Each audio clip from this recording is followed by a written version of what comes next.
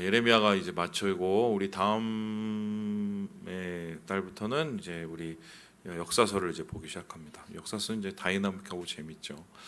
그 상간에 이제 어떤 말씀을 이렇게 전할까 생각을 하다가 수요 기도회니까 기도에 대한 말씀을 한참 못한 것 같아서 우리가 다시 새롭게 기도하자는 의미로 가장 기도의 본질과 기도의 기본적인 것을 다시 한번 체크해봤으면 좋겠다, 이런 생각이 들었습니다. 그리고 나서 어떤 말씀이 우리가 기도할 때 가장 도움이 되고 기도를 시작할 때 가장 우리가 핵심적으로 그것을 가질 수 있을까 생각을 했었을 때, 오늘 우리가 읽어보는 이 요한일서 5장 말씀, 우리가 너무 잘 알고 또 암송도 많이 하시는 이 말씀이 바로 그런 것이 아닐까라는 생각을 하고 있습니다. 요한일서는 요한이 썼고 또 요한이 공동체를 향해서 썼습니다. 공동체를 향해서 사랑하라고 썼습니다. 실제적으로 요한은 죽을 때까지도 사랑하라고 얘기하고 마지막 이 유언도 사랑하라고, 서로 사랑하라고 3번이나 얘기했던 것으로 제가 알고 있습니다. 그런데 이 요한일서에는 공동체, 사랑, 연합 이런 얘기뿐만이 아니라 기도에 대한 얘기도 이제 마지막에 하고 있는데요. 특별히 기도에 대한 이야기를 조금 굉장히 확연하게 이야기하고 있습니다. 한번 살펴볼까요? 우리 3장 말씀을 같이 한번 읽어보도록 하죠. 시작. 사랑하는 자들아, 만일 우리 마음이 우리를 책망할 것이 없으면 하나님 앞에서 담대함을 얻고 무엇이든지 구하는 바를 그에게서 받나니. 기도는 참 어려운데 그 기도를 매우 확연하게 얘기를 해주죠. 뭐라고 얘기합니까? 담대함을 가지고 있는데 그 담대함은 무엇입니까? 무엇이든지 하나님 안에서 구하는 바를 우리는 받는다는 그 확신이 있다라고 얘기를 하고 있습니다. 근데 여기서 이 담대함이라는 것을 좀 우리가 볼 필요가 있는데요. 이 단어는 보시듯이 팔레시아입니다. 이 단어는 단순히 대담하고 담대하고 이런 말도 되지만 확신에 찬 것을 의미해요. 그래서 모든 사람들에게 확연하게 이 모든 것을 공개할 만큼의 그러한 이 확신이 있는 그런 상황에서 쓰는 이 단어인데, 이 단어를 지금 3장에도 이 단어를 쓰고 있고 오늘 우리가 읽은 5장에도 기도에 대해서 이 말씀을 쓰고 있는 것이라면, 요한은 다른 것은 몰라도 기도할 때 이러한 확신 가운데 하나님 앞에 올려드릴 수 있는 그러한 마음이 있었다, 그것을 우리가 볼 수가 있습니다. 여러분, 기도할 때 뭐가 제일 힘드십니까? 저는 개인적으로 기도할 때 답답하기도 하고 오래 하지도 못하는 것도 있지만, 사실 이런 질문이 계속 들죠. 내가 이렇게 기도하면 하나님께서 기도를 들어주실까? 이런 생각들. 물론 머리는 다 알죠. 말씀도 다 외우고. 하지만 우리가 기도할 때마다 그런 답답함들이 우리를 짓누를 때가 있습니다. 막연함들이 쌓이고 쌓이면 그것이 우리에게 부정적인 경험이 돼버리면 기도하는 데 있어서 기도응답에 대한 걸림돌, 그것이 곧 기도에 대한 어려움이 돼버리고 말지요. 근데 오늘 요한은 우리에게 뭐라고 얘기하냐? 그런 걱정하지 말라고 얘기합니다. 기도응답에 대한 것은 분명히 그 이유가 있고 확신이 있다고 얘기하는데요. 요한은 오늘 본문을 통해서 기도응답은 이 3가지 질문만 대답을 하면 된다고 얘기를 해요. 그래서 우리가 기도를 어떻게 하면 잘할 수 있을까? 기도를 어떻게 우리가 확실하게 할 수 있을까?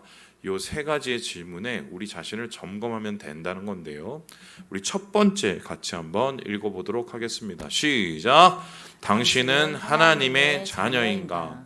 먼저 우리가 기도하기에 앞서서 이 질문을 먼저 꼭 해야 된다는 것입니다. 기도는 하나님의 자녀만 할 수 있다는 것인데요. 자, 그럼 요한은 여기에 대해서 무엇이라고 얘기할 수 있을까요? 우리 13절의 말씀을 같이 한번 읽어보도록 하겠습니다. 시작. 내가 하나님의 아들의 이름을 믿는 이거에게 이것을 쓰는 것은 너희로 하여금 너희에게 영생이 있음을 알게 하려 함이라.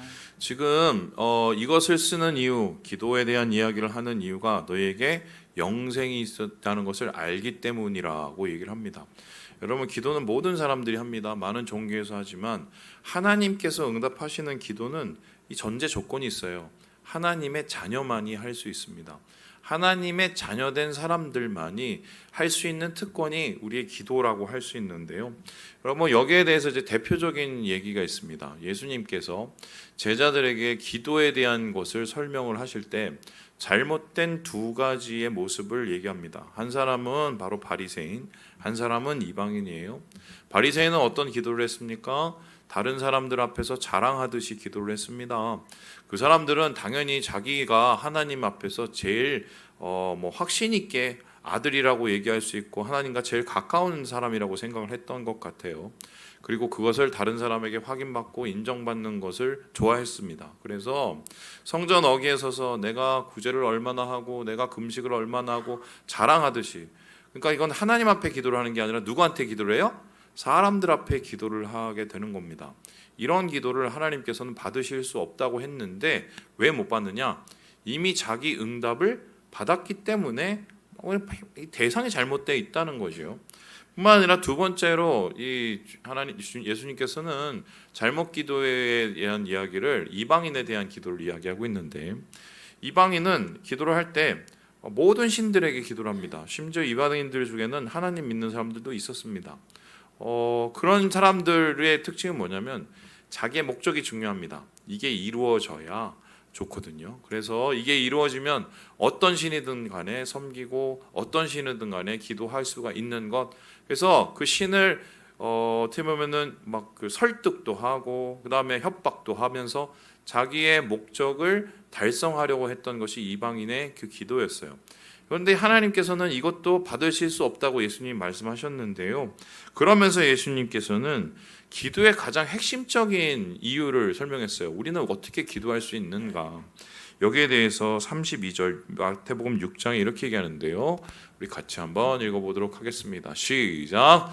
이는 다 이방인들이 구하는 것이라. 너희 하늘 아버지께서 이 모든 것이 너희에게 있어야 할 줄을 아시느니라. 근심하고 걱정하고 남한테 자랑하고 이것들은 뭐냐면 기본적으로 관계가 안 돼 있다는 것입니다. 하나님하고 관계가 없는데 어떻게 얘기를 할 수 있냐는 거예요. 하나님보다 남 보는 거에 더 관심이 많고 하나님보다 자기가 받을 거, 자기가 줄 거에 다 관심이 많으면 그것은 기도가 아니라 다른 일이라는 거예요. 염려일 수 있고 자랑일 수 있고. 그래서 기도라는 것은 모든 것이 다 관계로 풀어나가는 겁니다. 그래서 내가 하나님하고 어떤 관계인지, 여러분 증명서 같은 거 끊으면 거기다가 어떤 우리 요셉이 쓰면 아빠 이렇게 쓰잖아요. 내가 하나님하고 어떤 관계인지로부터 이 기도가 출발한다는 것인데요. 그래서 여기에 대해서 리처드 목사님은 이렇게 얘기를 하고 있습니다. 우리 같이 한번 읽어보도록 하죠. 시작. 믿음이 관계라는 것은 지속적인 주의와 관심을 요구한다는 뜻이다. 기도는 우리가 하나님과의 관계를 강화하기 위해 이런 주의와 관심을 쏟는 방법이다. 기도하지 않는다면 믿음을 통해 그리스도와 맺는 결속력이 약해질 것이다. 그러므로 기도는 하나님과 지속적인 관계를 맺는데 꼭 필요한 표현이며 구원에 절대적으로 필요하다. 그러니까 기도의 출발은 우리가 하나님의 자녀라는 그 관계로부터 시작이 되고, 그리고 기도의 모든 과정을 통해서 우리는 하나님과 가까워지기 위해서 기도를 한다는 것입니다. 그래서 여러분, 일단 우리가 기도를 한다는 것은 목적은 하나님이 돼야 돼요. 내가 하나님의 아들이라고 하나님을 아버지라고 부를 수 있는 그 관계 속에서 기도를 하기 때문에 그것부터 다시 시작해요. 그래서 주기도문의 시작이 뭡니까? 하늘에 계신 우리 아버지. 여러분, 그 관계로부터 내가 하나님 앞에 기도를 한다는 것을 생각을 할 때 우리가 담대함으로 주님 앞에 기도할 수 있다. 이렇게 요한이 이야기하고 있습니다. 그렇다면 두 번째로 우리가 기도응답을 담대함을 가질 수 있는 그 질문은 무엇일까요? 우리 같이 한번 읽어보도록 하겠습니다. 시작. 당신은 주님의 뜻을 구하는가? 주님의 자녀이기 때문에 친밀함 가운데서 주님께 나아가려고 노력을 합니다. 그런데 기도를 할 때 어떨 때는 응답이 되고 어떨 때는 응답이 안 되는 것 같습니다. 여기에 대해서 요한은 이렇게 얘기를 하고 있는데요. 우리 함께 14절의 말씀을 읽어보도록 하겠습니다. 시작. 그를 향하여 우리가 가진 바 담대함이 이것이니 그의 뜻대로 무엇을 구하면 들으심이라. 기도를 하나님께서 들으시는데 그 들으시는 거에서는 분명한 조건이 있대요. 뭐대요? 그의 뜻대로. 하나님의 뜻대로 구하면은 들어준다라고 얘기를 합니다. 그러니까 이 기도라는 것은 뭐냐면 우리가 하나님 뭐 주세요, 뭐 해주세요, 하나님 이래요 저래요 하면서 하나님 앞에 우리의 것을 아뢰는 것이지만 동시에 하나님이 우리에게 뭘 원하시는지를 깨닫는 과정입니다. 그래서 기도를 다른 말로 뭐라고 그러냐면은 소통이에요. 소통. 그리고 기도를 또 다른 말로 뭐냐면 호흡입니다. 호흡이 뭐세요? 호흡을 어떻게 해요? 우리가 들이마실 때 산소를 들이마시죠. 그리고 내쉴 때 이산화탄소가 나가죠. 하나님 앞에 우리의 이산화탄소를 드립니다. 우리 앞에 아픔과 고민과 문제를 드리고 하나님으로부터 생명의 산소를 이제 받게 되는 거죠. 호흡하듯이 주님과 관계를 맺는 게 기도라는 것인데요. 그래서 우리가 기도를 할 때는 어떻게 항상 기도를 하냐면 우리의 먼저 마음을 하나님 앞에 다 올려드려야 됩니다. 하나님, 제가 오늘 누구랑 이런 일이 있었었는데 너무 속상해 죽겠습니다. 하나님, 우리 집에 있는 왼수가 나를 이렇게 괴롭히는데 너무 속상해 죽겠습니다. 일단은 다 쏟아놔야 돼요. 그리고 나서 어떻게 합니까? 하나님, 그런데 여기에 대해서 제가 어떻게 해야 되나요? 하나님은 여기에 대해서 어떤 마음이십니까? 제가 어떻게 기도하길 원하세요? 하나님 물어봐야 됩니다. 그렇게 물어볼 때 하나님의 뜻을 알게 되고 그 뜻 가운데 내 마음이 정리가 되죠. 그 마음을 우리 하나님 앞에 기도를 하면 하나님께서 그것 속에서 역사하시는 바가 나타나게 되는 것이죠. 그런데 대부분의 경우는 이 과정을 안 하고 하나님 뭐 주세요, 내가 이래요 저래요 이러고 맙니다. 이런 것을 뭐라고 그러냐, 야고보 사도는 이렇게 얘기하는데요. 우리 같이 한번 4장 말씀 읽어보도록 하겠습니다. 시작. 구하여도 받지 못함은 정욕으로 쓰려고 잘못 구하기 때문이라. 뭐를 위해 쓴다고요? 정욕, 자기의 감정에 따른 욕심. 그러니까 기도를 해도 왜 이렇게 기도를 하는데 잘 안 되는 거야? 내 감정, 내 생각, 내 판단, 그리고 내가 있는 지금 상황, 요거에만 집착해 있으면 하나님이 뭘 원하시는지도 모르고 그것만 하나님 앞에 갖다 드리면 이거는 뭐 하나님과 소통이 안 되는 겁니다. 그래서 기도를 통해서 우리가 생각해야 될 것은 하나님 뜻이 뭔지를 우리가 소통하고 귀를 여는 작업이 필요하다. 그래서 그리어 목사님은 여기에 대해서 이렇게 얘기를 하는데요. 우리 같이 한번 읽어보도록 하겠습니다. 시작. 하나님은 당신의 변화를 원하셔서 기도에 응답해 주시지 않는 것일 수 있다. 성경은 우리가 옳은 자세, 시각, 목적으로 나아오지 않아 하나님이 우리의 기도에 응답해 주시지 않을 수 있다고 분명히 말한다. 우리의 삶을 향한 하나님의 가장 큰 목적은 우리에게 뭔가를 주시는 것이 아니라 우리를 그리스도의 형상으로 빚어가는 것이다. 그러니까 이런 거예요. 내가 기도를 막 하고 열심히 연락에 막 기도를 하는데 하나님이 응답을 안 해주세요. 왜 그러냐? 하나님은 계속 사실 응답을 하는 거죠. 그거 아니라니까. 그거 아직 아니야. 그러면 이제 뭐예요? 물어봐야 되는데 안 물어보고 물어봐도 잘 안 들립니다. 왜 안 들릴까요? 계속 머릿속에 지 생각만 하고 난 이걸 해야 되는데 난 이해가 안 되고 하나님이 뭐라고 얘기하시는지 이미 귀를 닫고 있기 때문에. 그래서 담대함을 가지고 하나님께서 우리의 기도를 들으신다는 것은 일단 열린 사람들의 기도를 하나님이 들으실 수밖에 없다는 거예요. 기도는 하나님이 우리와 소통해 가는 과정이다. 그래서 여러분, 사실 우리가 영적인 상태가 어떤지는 기도해 보면 압니다. 답답하시죠?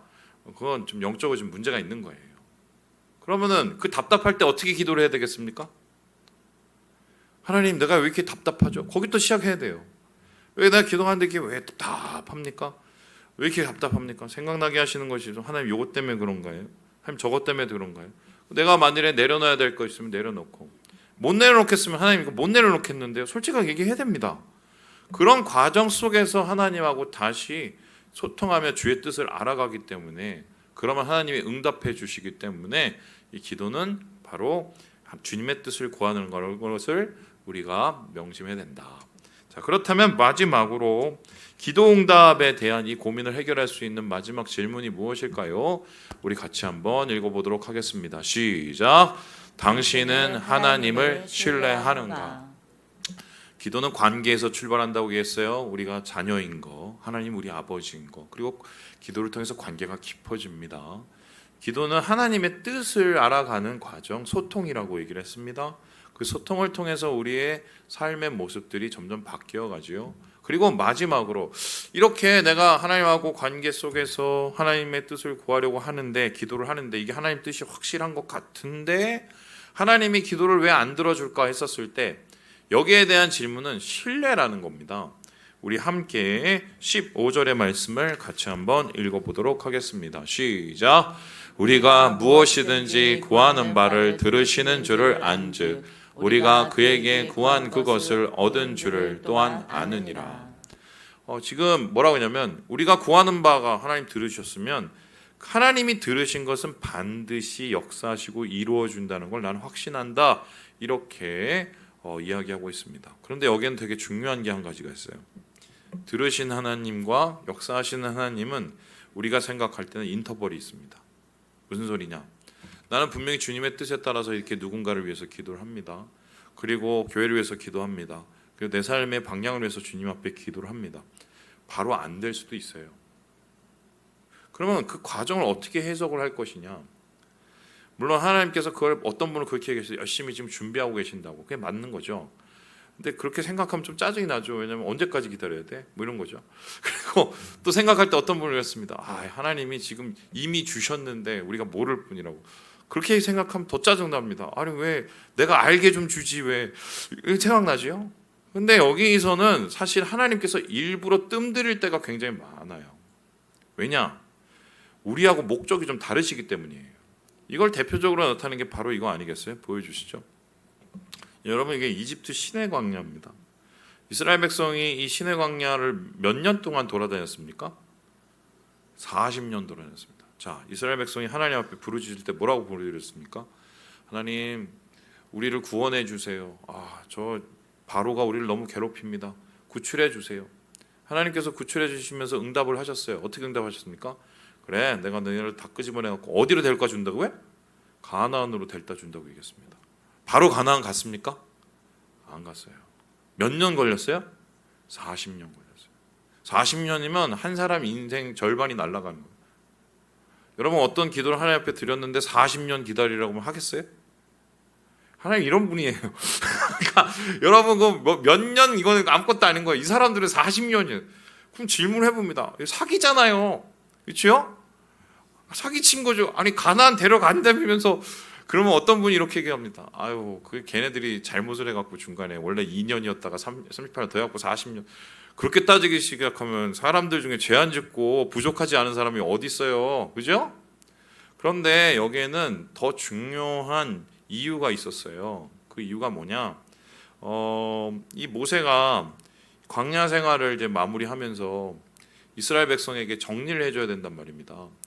야, 우리가 그때 기도를 했는데 하나님이 응답을 해주신다고 그러고 왜 40년이 걸렸을까? 니네 좀 이상하지 않니? 왜 이렇게 40년 동안 우리가 헤맸지?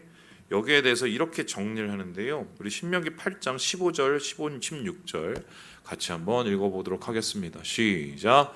너를 인도하여 그 광대하고 위험한 광야 곧 불뱀과 정갈이 있고 물이 없는 간조한 땅을 지나게 하셨으며 또 너를 위하여 단단한 반석에서 물을 내셨으며 내 조상들도 알지 못하던 만나를 광야에서 내게 먹이셨나니 이는 다 너를 낮추시며 너를 시험하사 마침내 내게 복을 주려 하심이었다.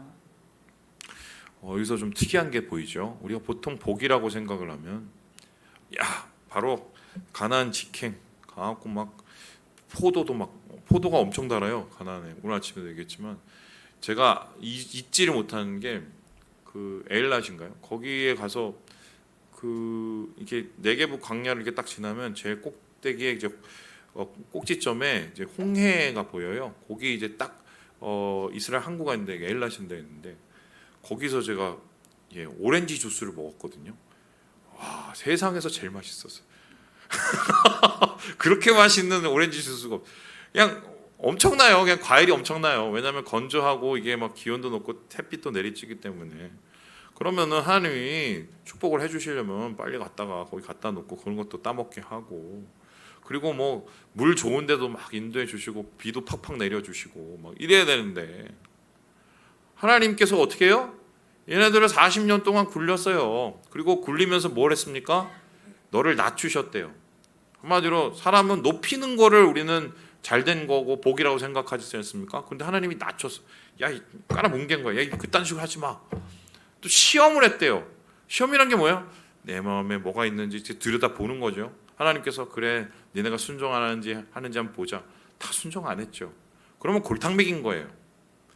내가 니네 광야를 돌아다니면서 한 게 뭔지 아니? 뭐 만나도 주고 물도 주고 거기서 뭐 불기둥 뭐 하고 물기둥도 줬지만 내가 한 거는 니네 골탕 먹인 거다 이렇게 얘기하고 있습니다. 근데 그 골탕 먹인 게 뭐라고 그래요? 마침내 내게 복이래요. 이게 이해가 되세요?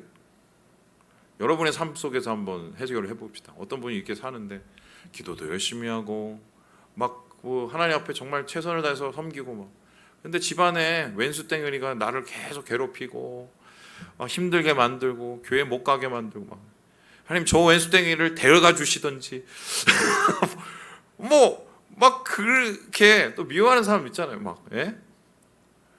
하나님 내가 이렇게 열심히 했는데 그렇게 한 몇십 년 지난 거예요. 그랬더니 하나님이 나중에 다 끝나고 나서 야 내가 너 골탕 먹이는 게 복이었어 라고 얘기합니다. 자, 이 얘기를 들으면 기분이 좋아요? 더러워요? 솔직히 나 골탕 먹였니? 골탕 먹이는 게 너에겐 복이다? 좋아요? 싫죠. 그런데 모세는 분명히 얘기하는 게 이게 복이래요. 자, 그러면 하나님이 생각하는 복, 기도 응답 받고 우리가 생각하는 복, 기도 응답이 달라요. 나는 분명히 이렇게 기도해서 이게 맞는다고 하고 하나님 뜻이라고 했는데 전혀 다른 답안지를 받은 거죠. 이거 뭐냐고요. 제 생각에는 이렇게 정리를 하면 되는데 하나님은 우리가 잘 살기를 원하시는 게 아니에요. 죄송한 얘기인데 아들 딸 잘 낳고 돈도 잘 벌고 이런 거 이제 강남에서 설교하면 되게 싫어하시는데 잘 살기를 원하지 않으세요. 잘 살려면 사실은 나일강 주변에서 이집트에서 살아야 돼요. 거기서 사실 총칼로 그냥 싸워서 이겨서 거기서 차지하고 사는 게 그게 잘 사는 거예요. 잘 살려면 세상에 가서 살아야 돼요. 여러분 세상이 얼마나 좋은데요. 아시잖아요. 세상이 얼마나 재밌고 좋아요. 잘 살려면 거기 가서 살아야 돼요. 하나님 원하시는 건 잘 사는 게 아니에요. 우리가 잘 되는 거예요. 골탕 먹이는 그 40년의 시간이 없었으면 이 친구들은 하나님이 누구신지도 몰라요. 그리고 구원이 뭔지도 몰라요. 구원이 뭡니까? 하나님 백성 되는 거거든요. 하나님 자식 되는 거거든요. 그냥 갖다 놓고 가난 가는 게 구원이 아니에요. 구원은 굴려서 자식을 만드는 거죠. 제가 오늘 아침에도 얘기했지만 제가 군대를 별로 안 좋아하는데 군대 맨 처음에 갔더니 이제 저희 어머니가 이제 저기 오시고 또 저희 그 선배 형님들이 이제 세 분이 오셔갖고 막 이렇게 빠이빠이 해주고 막 그래서 306 보충대였어요 여기. 그래서 이게 막 이렇게 줄 서갖고 이렇게 갈 때 막 뭐 안녕히 가세요 막 손 들고 그리고 이제 다 가시고 나서 다 이렇게 문을 딱 닫더니 쌍욕이 나오는데요. 야 이 삐리리들아 너 뭐 똑바로 안 그래? 그러더니 뭐 운동장에서 굴리다가 그러다가 이제 딱 데리고 가더니 옷을 다 벗으래요. 빤스까지 다 벗으래요. 그래서 빤스를 다 벗었어요. 그러고서는 뭘 했냐? 그거를 뭘 하나 이렇게 떡하니 무슨 넓은 종이를 주더니 거기다 싸래요. 쌌어요. 그래서 빤스까지 다 벗고 신발도 다 싸고 쌌어요. 그리고 거기다가 뭘 했냐면 자기 집 주소를 적으래요. 적었어요. 그거 어떻게 했을까요? 집에다 붙였어요. 그리고는 머리부터 발끝까지 국방색으로 입히기 시작하는데 국방색 팬티에 뭐 국방색 런닝에 뭐 다 그냥 국방색으로. 그리고는 신병교육대에 가서 한 달을 넘게 굴렀는데요. 아이고 나중에는 제가 그런 사람이 아니거든요. 성민아 밥 먹으면 나와라. 절대로 안 나오고 일어나라. 절대로 안 일어나고 그런 자유로운 영혼이었는데 건들기만 해도 이병 박성민이 나오는 그렇게 확 변해버려요. 대단하죠. 얼마나 대단했으면. 그러면서 저는 강한 그 국군 육군이 됐습니다. 그렇게 한 3년 했죠. 한 사람을 그 한 청년을 군인으로 만드는 게 딱 6개월 이상이 걸려요. 그죠? 근데 세상에서 이래저래 살다가 지 맘대로 살다가 엉망진창으로 살다가 우리가 뭐 잘나서 우리가 예수 믿게 됐나요? 그런 사람들을 데리다가 하나님 백성이라고 만들어 놓고 거룩을 만드는 게 그건 얼마나 걸리겠어요? 죄송한 얘기지만 그 여러분의 지금 인격은 여러분이 만든 게 아니에요. 제 인격은 제가 만든 게 아니에요. 저희가 목사 같아 보입니까? 요즘에는 좀 그런 소리를 가끔씩 듣습니다. 여기 그 밥집이 새로 생긴 밥집인데 갔더니 목사님이시냐고. 제 옛날에 절대 그런 얘기를 못 들었거든요. 근데 요즘에 얼굴에 써 있나 봐요. 좀 인격이 되나요? 잘 모르겠는데 나는 제 인격은 누가 만들었냐? 우리 교회를 지나간 숱한 어려움을 주신 분들이 제 인격을 만드셨어요. 예. 한 줄씩 그시고 가시고 베시고 가시고 쓸어 가시고 이런 분들이 제 인격을 만든 거예요. 그때 하나님 앞에 기도를 안 했을까요? 하나님, 저 인간들이 도대체 나한테 왜 저럽니까? 내가 뭘 했다고? 하나님, 난 진짜 막 교회 잘 되라고 하는 건데 왜 이렇게 기도를 잘 안 들어주시고? 근데 지나 보니까 그래서 제가 여기까지 온 거예요. 잘 사는 게 중요한 게 아니라 잘 되는 게 중요한 거예요. 기도는 바로 하나님께서 그런 신뢰를 가르치는 과정이시고요. 그 신뢰 속에서 나중에 모든 것이 하나님이 함께 하셨다는 걸 고백해 가는 그것을 최종적으로 우리가 인정해 드리는 게 이게 기도의 사실 응답이죠. 죄송하지만 이게 사실이라서 어쩔 수가 없어요. 말씀을 마칩니다. 복이 뭔지 한번 고민해 보세요. 응답이 뭔지. 내가 볼 때는 이게 분명히 똥 같은데 하나님 된장이라고 하실 때가 있거든요. 내가 볼 때는 이게 분명히 나한테 아픔인데 하나님이 그게 복된 거라고 하실 때가 있어요. 주님이 우리를 붙잡고 역사하시는 그 기도의 응답의 과정인 거죠. 주님 안에서 이러한 하나님에 대한 신뢰와 믿음을 가지시면서 다시 기도를 시작하시는 우리 사랑하는 우리 형제 자매들 되시길 주님의 이름으로 축원합니다.